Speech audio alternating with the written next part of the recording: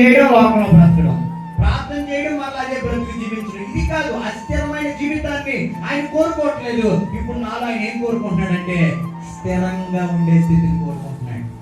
గట్టిగా చెప్పారు, గట్టిగా ఏం కోరుకుంటున్నాడంటే స్థిరమైన జీవితం కావాలి. కొంతమంది న్యూ ఇయర్ రాగానే 1వ తారీఖు రాగానే 2వ తారీఖు నుండి నా బ్రతుకు మారిపోవాలనుకుంటాను. ఎప్పుడు మారిపోదు. చాలాసార్లు నేను కొంతమందిని అడుగుతుంటే ఏమా సోమవారం ప్రార్థనకు రాలేదంటే చాలా మంది నాకు చెప్పే సమాధానం ఏంటంటే, పాస్టర్ గారు ఈ జనవరి నుండి నేను మారిపోతానండి అంట. ఏమవుతారంటే చెప్పాలి గట్టిగా. పురుషులు ఎవరు మాట్లాడారంటే ఎప్పుడు మారిపోతారంట? ఫస్ట్కి మారిపోతారంట. ఎప్పుడు మారిపోతారు? ఫస్ట్కి మారిపోతారంట.